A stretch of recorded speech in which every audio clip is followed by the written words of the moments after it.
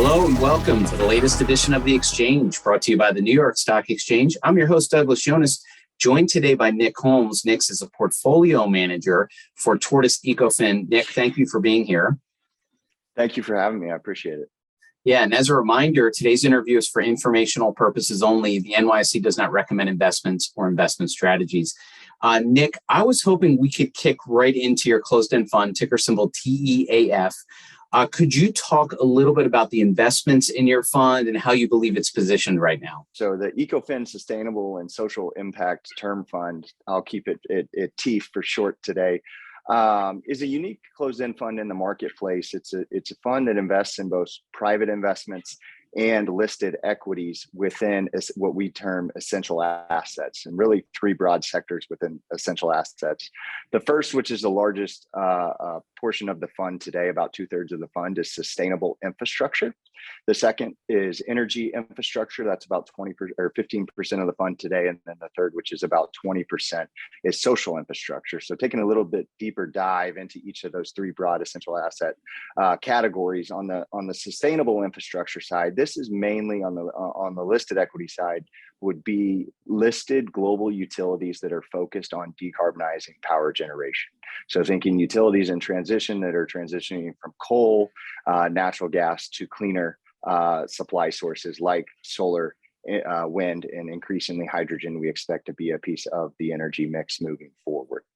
On the energy infrastructure side, it's mainly focused around natural gas infrastructure within North America. So think about natural gas pipelines, LNG export infrastructure, which is obviously very critical in the context of global events today. The last would be social infrastructure, really a couple categories here around education, senior living, and then project finance within the circular economy. So think waste to value, waste transition type of investments. Now, Nick, TEAF recently went through a rebrand, if you will. Could you tell us a little bit about that, the context for that decision?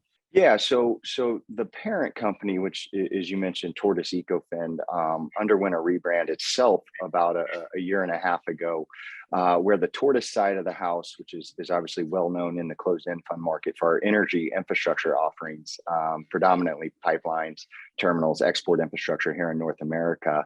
And those strategies, more, let's call it conventional energy infrastructure, are housed under that Tortoise brand, where the Ecofin side of the house handles more of our sustainable strategies.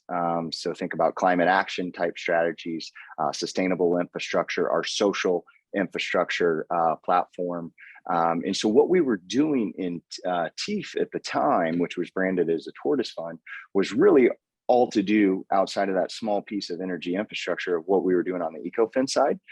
So to really differentiate and highlight the underlying investments within sustainable infrastructure, social infrastructure, we did that rebranding last summer to really try to uniquely position the fund in the market space and highlight that it is different from what people really know Tortoise as an energy infrastructure manager and our other closed-end funds in that space. So we wanted to highlight that difference within the market and really show the unique assets which are comprised in TEAF. So you've done this rebrand. How does this strategy shift align with the fund's overall goals? Obviously, we're focused within the fund. Let's call it 85-90% of the fund today is sustainable infrastructure, social infrastructure. And, our goal at Ecofin is first provide investors with attractive risk-adjusted total returns. We felt like we've put together a fund that does that. Just to give your listeners a sense, the dividend yield on the fund is right around 7% today. Attractive kind of total return potential with the underlying growth in the listed equities we see in the portfolio. And so we felt like we did that, but the piece we were missing and kind of why we rebranded under our Ecofin umbrella was the sustainable message and the impact oriented message to the marketplace. And if you think about what we're doing on the sustainable infrastructure side, for example, within our private investments in sustainable infrastructure, we're developing and operating solar facilities that are providing clean power for commercial and industrial end users at the end of the day in that portfolio. And then on a broader global context, just really focused on decarbonizing power generation around the world, which is obviously having a positive impact on people that are end users of that energy. They're getting cleaner sources of power.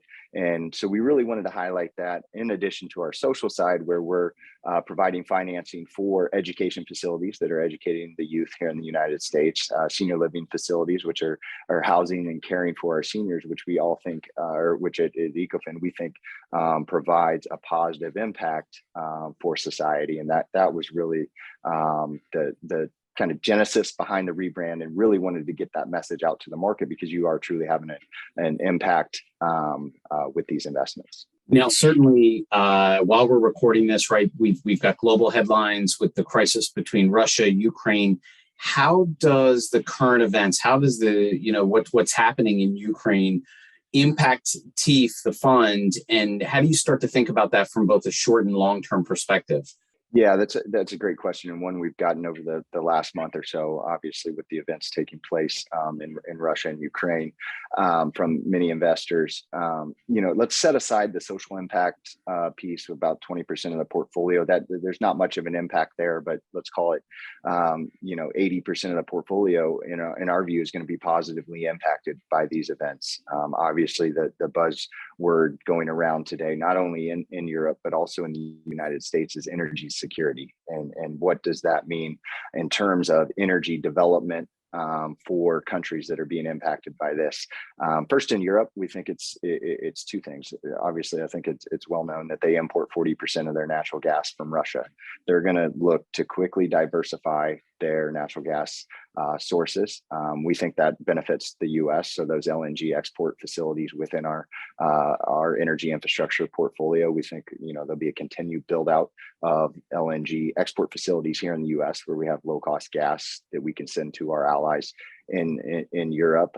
We think they're going to build obviously more, and they have some import spare capacity today, but we think countries that haven't historically, like Germany, will build some import facilities. So we see a benefit on the natural gas side over the medium term, and then more on the sustainable infrastructure side. There's no doubt these events are going to accelerate the investment into renewable energy. They're going to look to rely less on fossil fuels from Russia, both crude oil and natural gas, over the longer term, and that will benefit the utilities that we own in the portfolio as they accelerate their development of cleaner energy sources. Nick, thank you so much for being here. Lots happening, lots in the headline, lots to share about the TortoiseEcofin team. If you're catching this live and have more questions, please reach out to TortoiseEcofin or us here at the New York Stock Exchange. That's a wrap on today's edition of The Exchange, all brought to you by the New York Stock Exchange, the home of closed-end funds.